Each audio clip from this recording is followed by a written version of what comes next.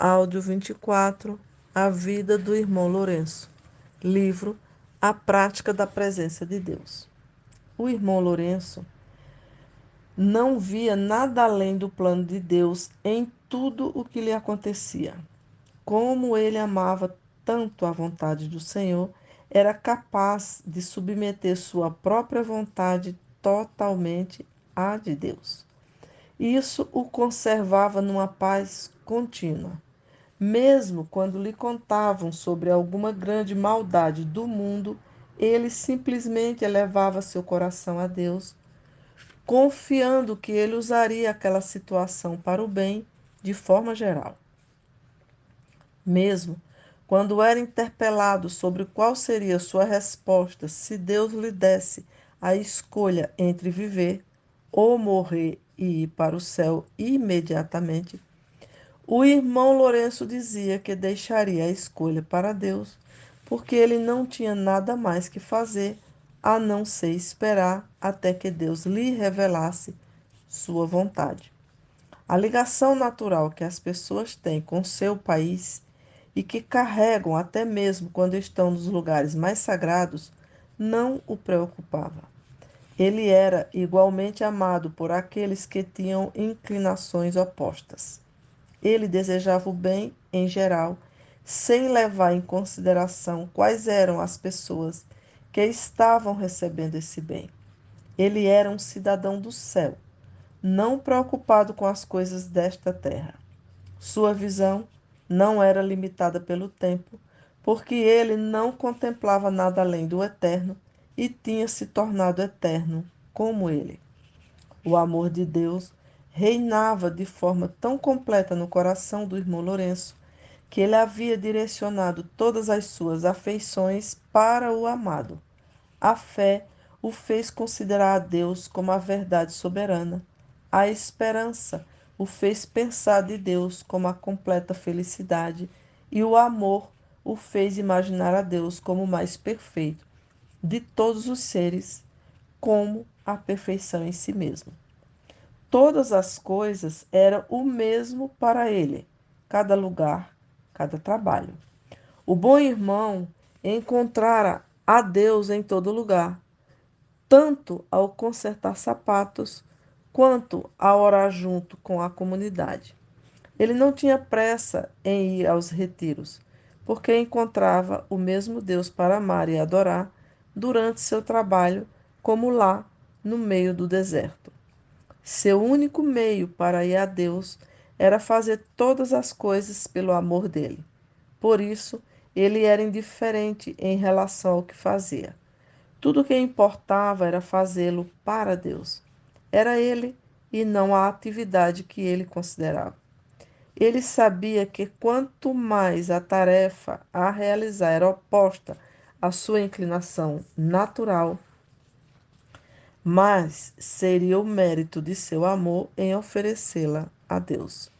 Ele sabia que a insignificância da obra não diminuiria o valor da oferta, porque Deus, que não precisa de coisa alguma, considera em nosso trabalho somente o amor de que ele é acompanhado. Outra característica do irmão Lourenço era sua extraordinária firmeza, que em outro estilo de vida seria chamada de destemor.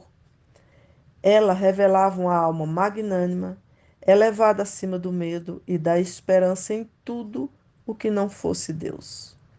Ele não cobiçava coisa alguma, nada o surpreendia, não temia coisa alguma. Essa habilidade de sua alma veio da mesma fonte de todas as suas outras virtudes. Ele possuía um conceito exaltado de Deus que o fazia pensar dele como justiça soberana e bondade infinita. Ele confiava em que Deus não o iludiria e que ele só lhe daria o bem, porque ele tinha decidido nunca desagradá-lo e fazer todo o possível por amor a ele.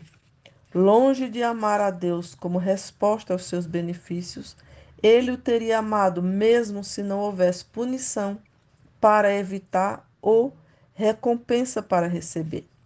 Ele desejava somente a glória de Deus e a realização de sua santa vontade. Isso era especialmente evidente em sua doença final, na qual, até o seu último suspiro, seu espírito era tão livre que expressava os mesmos sentimentos como se ele estivesse em perfeita saúde. A pureza de seu amor era tão grande que ele desejava, se fosse possível, que Deus não visse o que ele fazia ao seu serviço. Pensava assim, para que pudesse agir somente para a glória de Deus, sem nenhum interesse próprio. Mas Deus não deixaria passar nada sem recompensar nosso irmão, acento por um, fazendo-o sentir com frequência delícias e sensações de sua divindade que eram irresistíveis. Aí ele clamaria a Deus: é demais, ó Senhor, é demais para mim. Dê, se te agradas, esse tipo de favores e consolações aos pecadores e às pessoas que ainda não te conhecem, para que se sintam atraídos ao teu serviço. Para mim, que tenho a felicidade de conhecer-te pela fé, creio que já é o suficiente.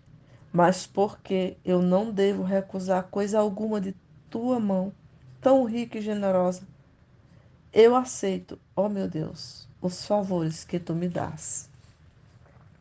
Ainda conceda, se te agrada, que depois de tê-los recebido, que eu possa devolvê-los da mesma forma que tu me deste, para que tu saibas muito bem que não são as tuas dádivas que eu busco e desejo, mas a ti mesmo, e eu não posso estar satisfeito com nada menos que isso.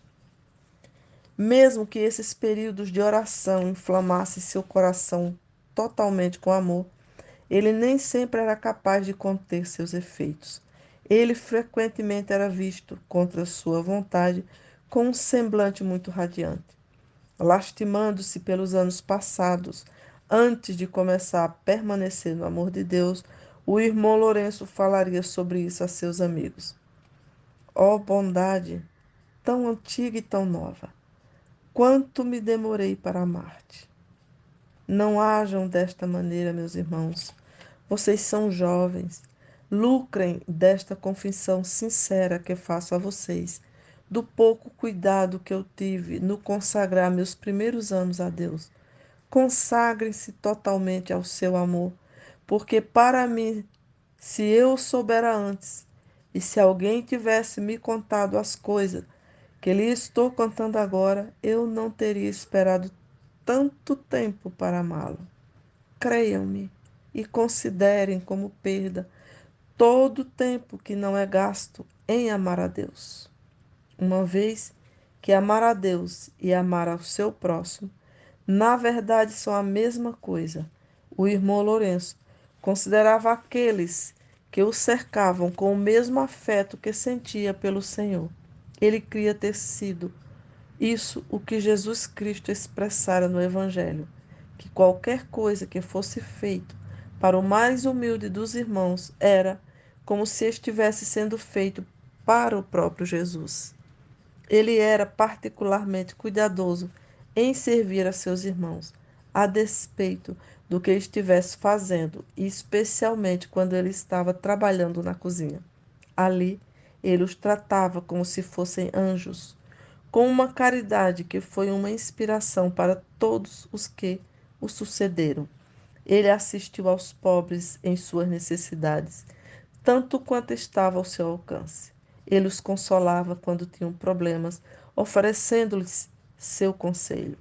Resumindo em poucas palavras, ele fez todo o bem que pôde por seu próximo e tentou ao máximo nunca ferir alguém. Ele fez tudo o que pôde para ganhar homens para Deus. A morte não amedrontava o irmão Lourenço de forma alguma. Em seu leito de morte, ele exibia extraordinárias marcas de estabilidade, resignação e gozo. Sua esperança tornou-se mais firme e seu amor mais ardente. O amor profundo que ele teve por Deus durante sua vida não foi maior do que ele tinha em sua morte. Mas a virtude que ele estimava sobre todas as outras, a fé. tornou-se particularmente vigorosa, penetrando nele com sua grandeza e iluminando-o com o seu resplendor. Deram-lhe algum tempo no final para que refletisse na grande graça que Deus lhe havia dado durante sua vida.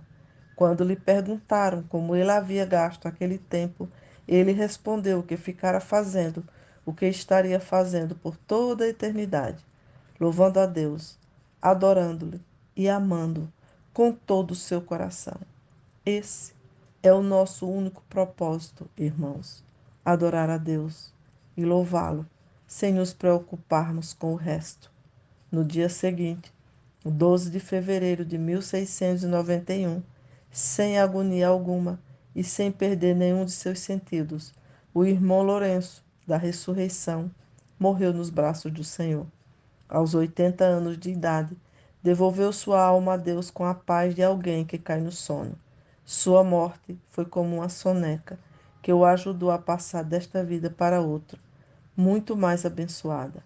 É fácil concluir que sua morte foi preciosa aos olhos do Senhor, rapidamente seguida por sua recompensa.